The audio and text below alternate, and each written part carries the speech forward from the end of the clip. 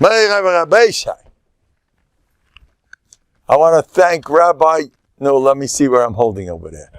I want to thank Rabbi Yosef Yafi, Shlita, and Torah Anytime, Kavish Gacha Pratis, and Kol HaLoshin.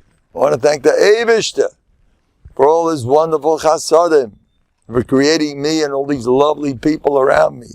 One sweeter than the other. Every time I sit down to talk, I'm amazed. I have a tzarech in gadol. How didn't your mothers eat you guys up? Tzarech in. Such sweeties. How is it that your mother, how'd they manage? Yes, I want to call up everybody's mother and congratulate her on her self-control. How'd you, a sweetie like you? Come on. How come your mothers didn't? Anyway, I'm joking. Anyway, but I'm not joking that you guys are dreadfully holy and pure, and your faces emanate with your shemayim and midas and bikush, and of course coming to me makes you even better. As good as you are, if you're coming to me, or then you must be super. Like if you're coming to me, you are the. And by the way, I mean all those guys inside the machine. What's macht ihr?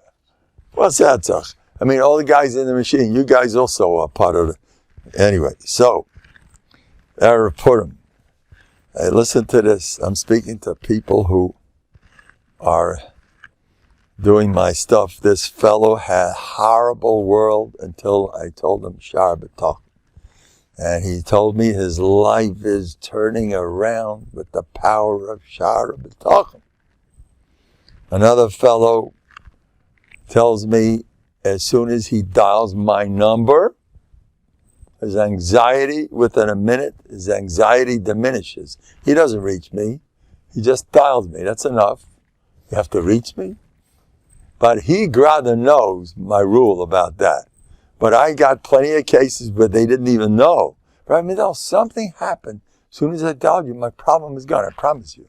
A woman in Yerushalayim. As soon as that was the day I decided on that. You know, maybe I should make that's every day a new. That's the matzav. You don't have to reach me. Don't worry. You can reach the Eibishter, you know. I think he's a better idea. Get her bracha direct. You have to go to me. Go direct to the Eibishter himself and get a bracha. Eibishter, help me. I've done that. I like brachas from people, but no people around. Eibishter, I'll get one straight from you. And you'll see the nisim I have in my life. You have to be a tamim. Tiyam Hashem alikecha. You have to be a tamim, not smart. Smart guys are dead. You know who's brilliant of the whole Purim story? Zeresh was considered one of the most brilliant women in the history of who knows what. She was there. By the way, Haman and his Rebbitzin both knew how to learn plenty good. You see the exchanges that, how you doing? The exchanges that Haman has with Mordechai, and Haman tells Mordechai, doesn't it say, you're supposed to be Makdim Shalom? They knew everything. He knew Mishlei. Haman knew everything. He was a Tom. Haman was ganz, he's gestiegen a fed. He's thinking a fan. Haman knew it all. He did. He started asking, you know the Chazals? He knew how to learn. Haman was no Amoritz. And Zeresh, one of the problems, I'm afraid, was that Zeresh was more qualified than he was. I think that was something wrong with the marriage there. It was one of those marriages that you gotta fit, you know. Not like the Novantic marriage. Who fit what? She's a lady. What's more? You want more? What are you? A man, a lady, and it's a done deal. What do you have to get complicated? She's this type and that type. The type is not just Novantic. The Europeans, Bechal, there was a lot of that stuff going on. They were super happy people. They didn't even think once, are we cut out? What does that mean? We cut out the Mata shtickel brights. You have some bread? Okay, don't bother me. Have some bread to eat. Goodbye. You have to get complicated. Anyway, so So anyway, so Homa Zeresh was brilliant. She knew everything. It's brought down. He had a lot of friends. I want to tell you something. Please, my Rebbe, a Talmud of Reb Nosson, told me that I was more quiet until he got a hold of me. And he encouraged me to be more outgoing. And he told me, what am I doing? This guy? He told me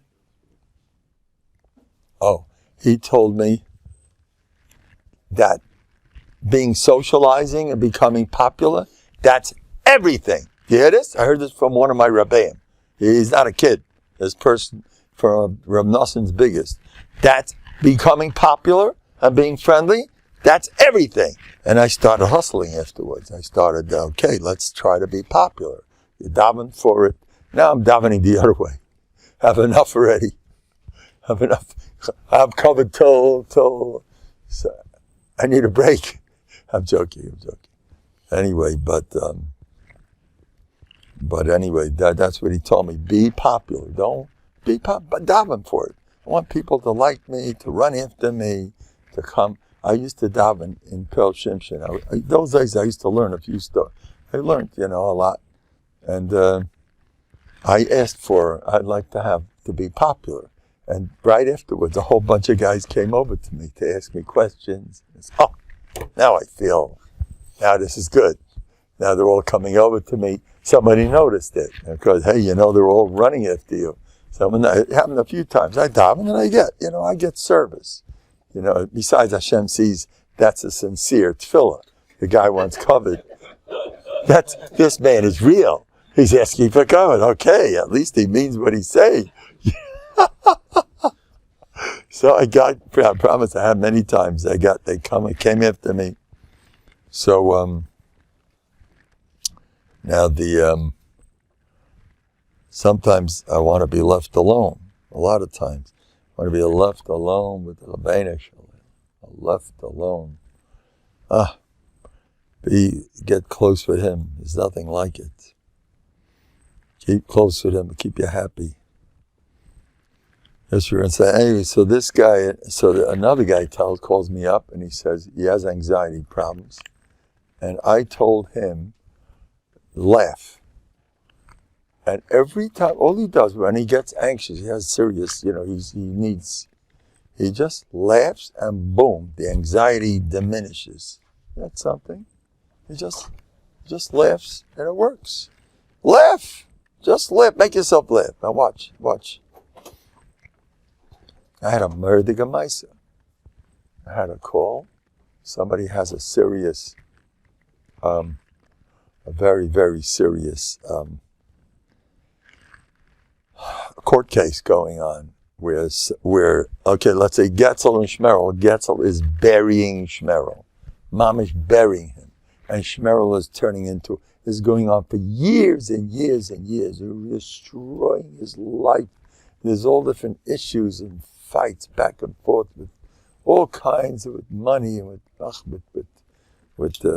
custody and zachem. And he loses his pants, this poor guy.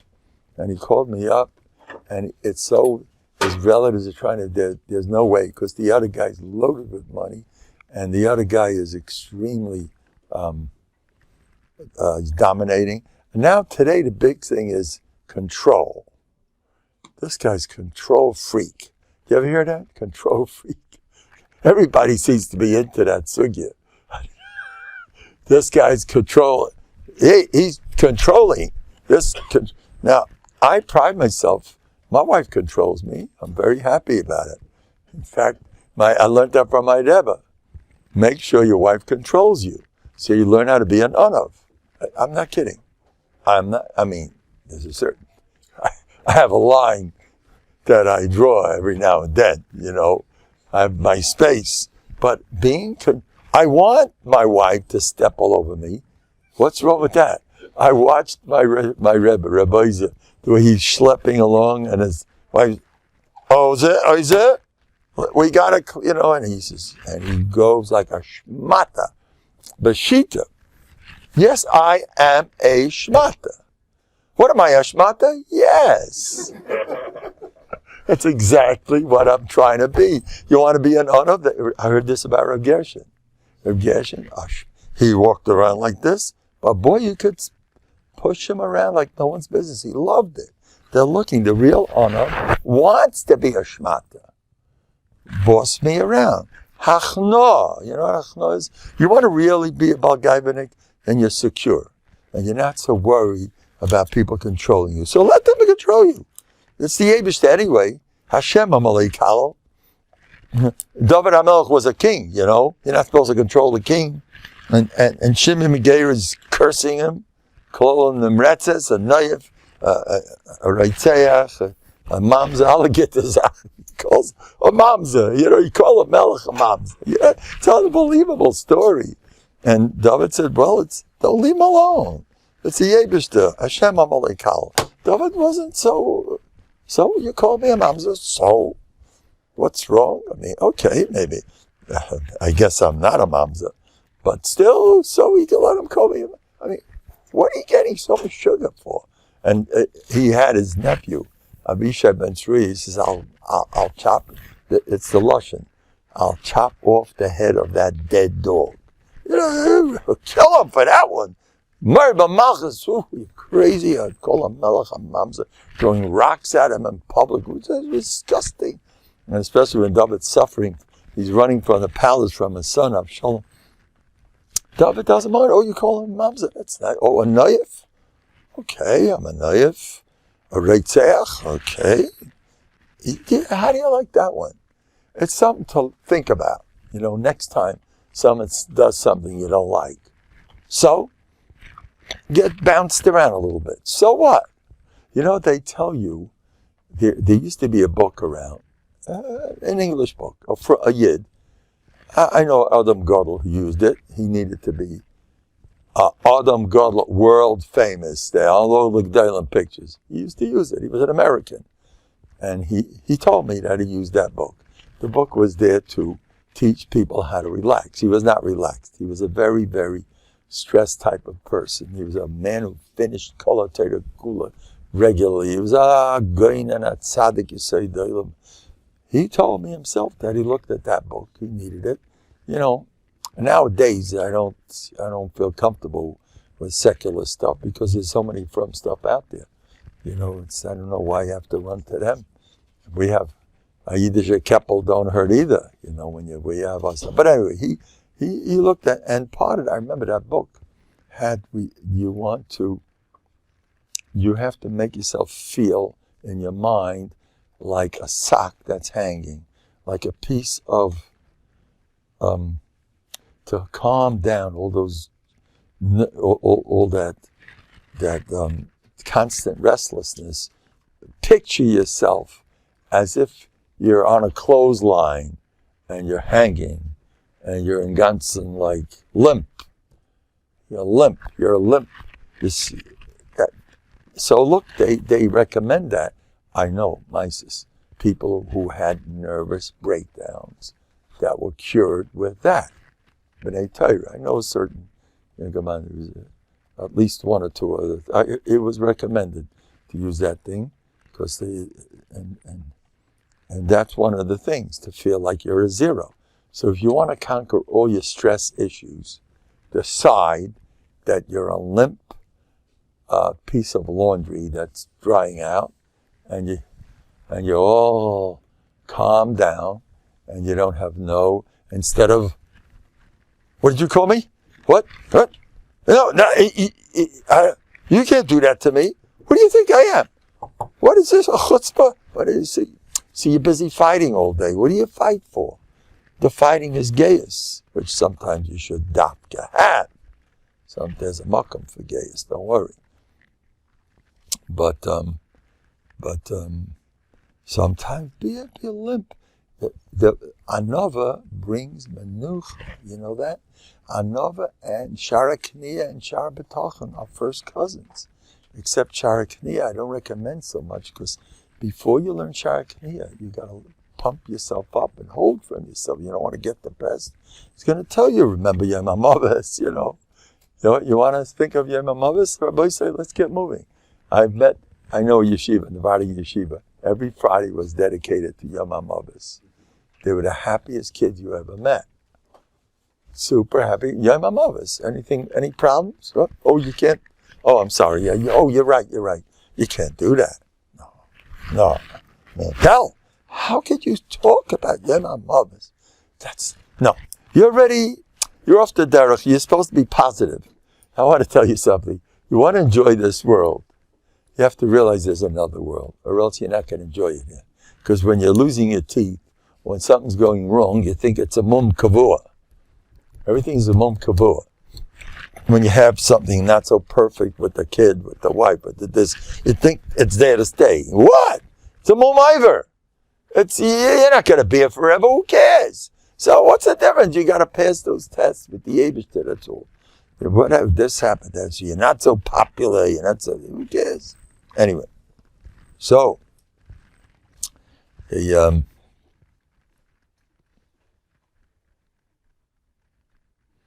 now Haman had a very hard time with, he was heavily involved in making an impression. He was big into that. He needed approval. He needed lots of approval. He wanted to be known, and he wanted to be famous. He wanted to be loved and respected and admired. That's what he was. The kid in my class said, Haman means human. Everyone's like that, no? And if one person's not bowing down to you, it's over. I'm traumatized. That's what happened. He went with sugar. And his wife, Zeresh, was brilliant. Now, he had a lot of buddies, Haman. He was popular. See, a minute ago I was talking how it's important to be popular. Now I'm going to speak a different tune.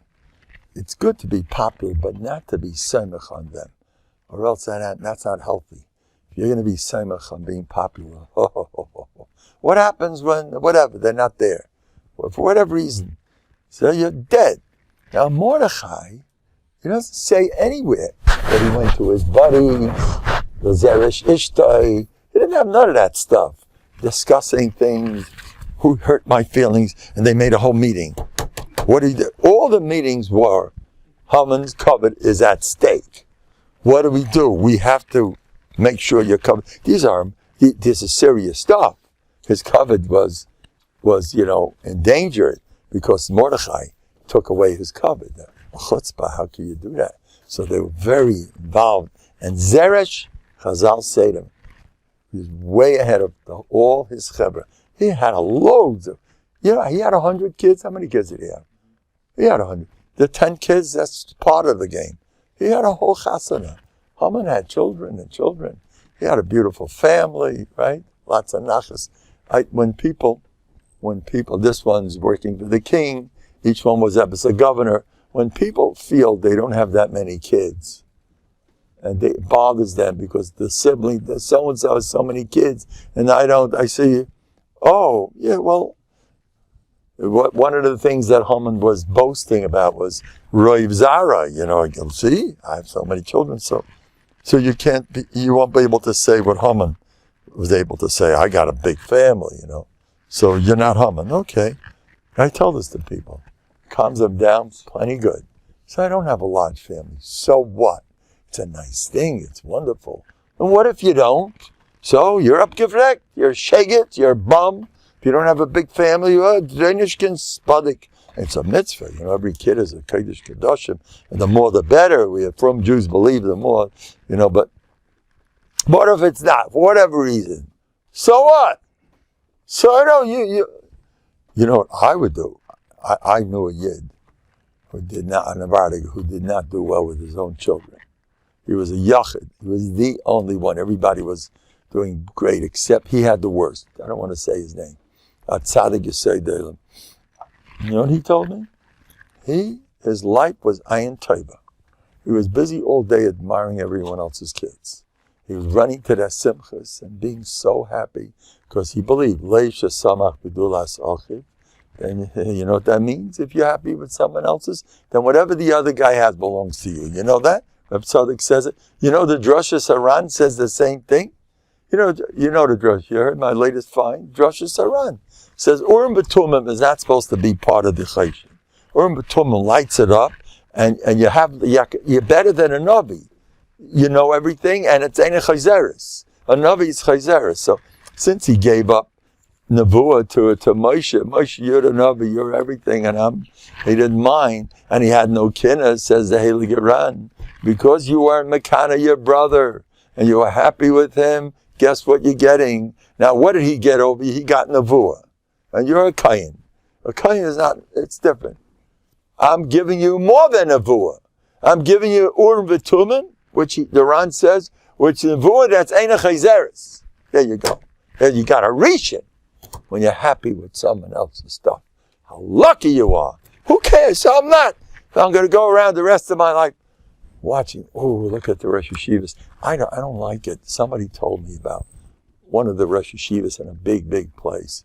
And he said, you know, Mekana Zayin. I've heard that expression very often. It can be Mekana. I can't stand the expression. What kinna? What are you drinking a cup? Why aren't you happy for the guy?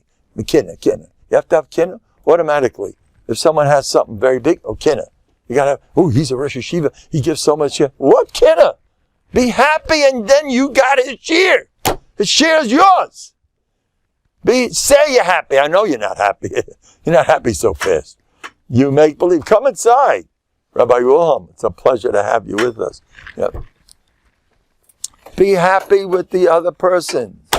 Do that all your life. This Yid used to spend his whole life running. I used to watch him. And his own family, did he have a mess? He had, like everybody had nachas, that's how he had the opposite. He had a mess. I once was at his house for Friday night, and he had a kid coming in. One of his kids came in, long hair, like, you know, it wasn't enough that he was out of Yiddishkeit. He wasn't getting up in the morning. He was locked up in jail. He had a real nachas, you know, the real thing. You know, there were stories about his family that we don't want to talk about. Like everyone else had nachas, he had the opposite. And I saw his boy came in Friday night. And I remember the way his face lit up with this aggravating kid who was a depressive zero, who never got up, who ended up in jail for who knows what, who never got married. And I saw him. Okay, we're going to call the boy's name Chaimel, right? Chaimke. As soon as he came in, I saw in my own eyes. He held out his hand. Chaimke. He was going wild. Chaimel. It's so good to see you. No. Chaimel. He loved his Chaimel, who destroyed his life for him. He loved him. Because, in the Novandic terms, because of you, I got so much bizyanis, I lost all my Gehenim. Chaim, what would I do without you? If you had been a normal nachas kid, I'd be shaking what's going to be the next world. But because you're such a nasty schnook who doesn't get up in the morning and who brings aggravation 24/7, I have no Gehenim. I feel like $1 million. Chaimel, you're my dream. I love you to be. He didn't say what I just said now. He didn't vocalize it. But I know him. He used to learn Mussar an hour a day. When he used to learn Mussar, he looked like a melech. He's alone. He wasn't from the big, he was more quiet. Not quiet, but more calm. He was very calm. He told me once, his bטחון was a little bit different. I heard stereotypical things. He once told me, by me, whatever it is, it's perfect. He wasn't more into that. I guess after a while he decided he better go that way. But the other ones I heard different. Everybody does what works to him. Like the Heilige Chayvus above says, I never woke up in the morning to see a certain situation, and I wanted things to be different. That's the highest peak of bטחון. I know a very big Mutzlach who lives with that. He takes over the world. This guy is a bomb. And he told me that's his thing. I love Every morning he gets up, I don't want anything different than the way it is. Try it. Look, I want to warn you. Most of us, and I encourage, I want this, I want that. What's going to happen? Why do you want it? Because then you'll be happy. I can guarantee you, as soon as you're happy with that, there's going to be something else in your mind that's going to, again, stress you out. So why don't you just be happy right here? What do you have to keep looking? I'm saying it's very kedai. I'm defending a mahalach that I don't always talk so much about it. You're a great listener. When are you going to be a therapist? He's good. You're all good listeners. Anyway, so Chayamal, the way he loved this Chayamal. I remember another one, another Novandiga whose son, he wanted them to be B'nai Torah desperately. All of B'nai Torah, he used to talk all day, Ben Torah, Ben Torah. That was his thing. And his kid, one of his kids was like, he was like this, oh, Ben Torah. Got the wrong guy. He just wasn't ever going to go in that direction. He was just the opposite. Come inside. Bo v'hamayneichem. So anyway, so you know what he did? You know what he said about this? He said, he used to tell me his son was very good in wine, making wine. He used to boast about his son all day long. He does such a good job, and he knows how to cook. He knows everything that you're begging. What's with learning? And he was chalishing for a Ben Torah, and he put all his cases in how to cook and how to this. And he knows how to fry egg. He knows how to make omelets. He's beautiful. He's gaval. He told me this, and he meant it. He was boasting about his kid who's doing so well in the opposite of Torah. No. You see that? They learned how to accept. They had an Rebbe of Gershon who taught them. It's all your bad midos, all your aggravations is, what are people going to say and think? That's the whole aggravation is, what are people going to say? I'm trying my best, leave me alone. I need to make everyone satisfied. So I don't have a family like my friend who has 15 kids, and I'm struggling with my 2.5. One of them is not 100%. And this one, and my wife, and I didn't marry the world's tzaddikas. I know someone like that too, whose wife, everyone else's wife was not shaykh. They were all nashid. One of them, she was obviously not part of it. He didn't make it in 100 different ways. I don't want to talk. She simply wasn't. He loved her. He loved his wife. He loved this. I don't want to talk about it. And not in Ruchni, not in Gashmi. She was like, she'd rather make good cookies. That wasn't bad. Outside of that, I can't say she wasn't nice, but she had no shaykhs with the madrega of these other, and he loved her. He loved his wife. I used to see them together. And she yelled at him, of course. And the more she yelled, the more he loved her. That's a good wife. A wife that doesn't yell. You're no fun. How am I going to get Olam Haba with a sweet, loving wife? She's not what we're looking for. With kids that everyone's doing with the Shabbat. This is a disaster. You know the mice with the Arizal. It's a mice with the Arizal. But you got to learn Musa for this. Hearing it from Mendel is helpful. But if you learn a lot of Musa that encourages this type of stuff, you'll beat it. Your mama's taco won't care after a while. Because all the people around you aren't affecting you. He's doing okay. He didn't make it. He doesn't have nachas. He doesn't know how to raise kids. You ever hear people talk? They're banging in your ears even when they're not there. 24/7. The messages, covered. Oh, he got to see the Kedusha. Nice chasadim. Oh, he's from, he's not so from. Oh, he's too modern, too this. He's too from. He's this, he's that. It's all over the place. He struggles with panos. He's too quiet. He's this, he's that. It's all covered. 24/7, it kills you. The garbage. More covered than this and this. Is my speech good? You better say yes. Yes. Who's got to fix? You had to give me a bracha that the telephone should last. Oh. I have a schooler. My telephones. I once said, you got to watch what you're saying. I once said, I get along beautiful with people, but machines, I'm not always see eye to eye with machines. Machines didn't like what I said. You notice this? Every time this breaks, are you okay? You're going to put me back on? They always conk out on me in the middle of talking. Hey, where's your derech eretz? Middle of a speech, and suddenly, boom, boom, boom. They have to teach the machines derech eretz. No, erech deretz. They call it erech deretz. I'm sorry, Adullah Yoda. What did I say? Erech deretz, did I get it? Did I say it right? Erech deretz, no? Erech deretz. Well, give me some more mashkels. I'll learn how to say it right. Did I say good, erech deretz? Is that what it's called? I'm sorry. But I'm telling you, it's givalodik. You know what that is? Givalodik. How do you say it? How do the itchies say it? I'm partially Sfarad.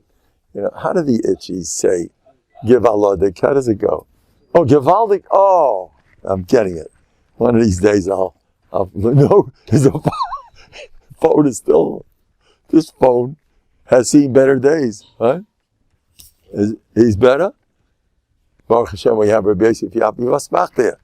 Now, so, Purim, Rabbi say, I have a big problem with Purim. In Purim, I say Manishtana. Purim, I say Manishtana. That's my minute. Manishtana, today, and all the days of the year, I always am a little bit somewhat Meshuggah. Manishtana today than usual. I'm always somewhat Adlai. I'm somewhere up to Adlai. Why? Mine is not a Purim than all the days. It's a problem. I have a problem. I have identity crisis. People. The days I'm not good at. I confuse Purim all year round. I'm always getting confused. Isn't today Purim? Yeah. Anyway, so I told somebody that I am Baruch Hashem, not terrible, about half Meshuggah. I'm half Meshuggah. And I say, for this door, that's doing great. For this generation, that's all? Just half Meshuggah? Not bad. It's a great accomplishment. Do you know that by the Breslovers, they say they're looking to be a little Meshuggah? You know that? Because they say Simcha is in Gullus. Because they look at a guy that's happy, like he's funny. He's a little too, he's jumping around, They look at him funny, you know that? And they say the only way to really get the simcha is to act a little nutty. The rest of us say that. So you got to be abyssal. My Reb Chaim Halpern used to tell me about himself. I've been abyssal in Meshuggah. I'm a little Meshuggah. I say, being Meshuggah is a deraisa. It's a befurish pasuk. Vayisa Meshuggah mimarei necha. Being Meshuggah is a deraisa. Rabbi say, it's not a deraisa.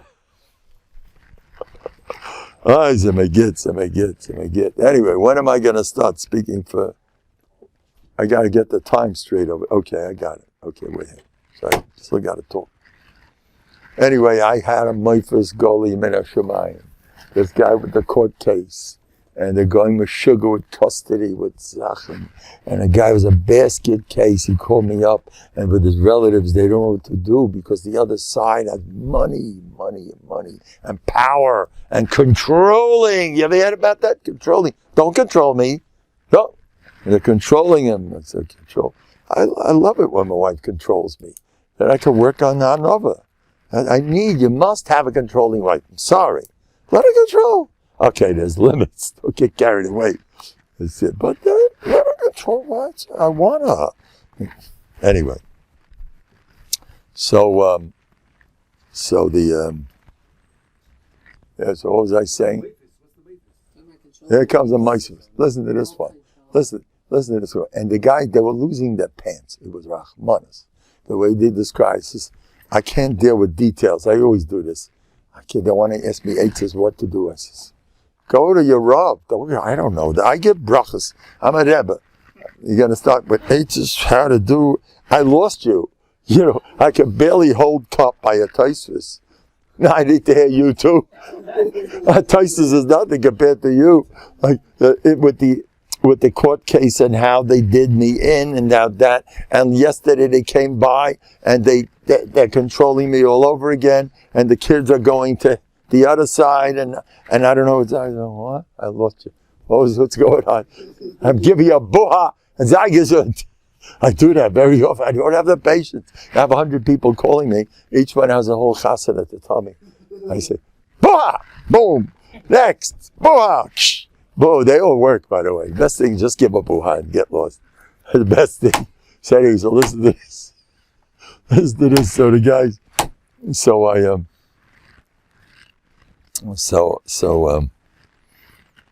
now, I says, now one thing I found out, this guy's divorced.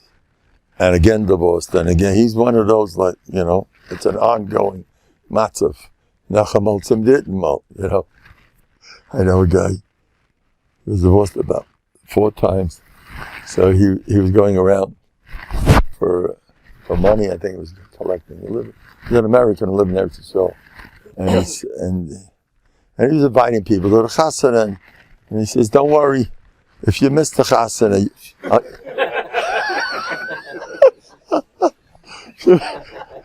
the next, you'll be another time.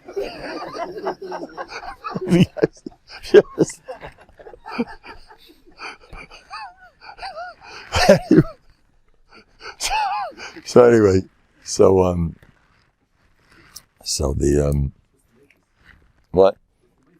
Oh, here goes.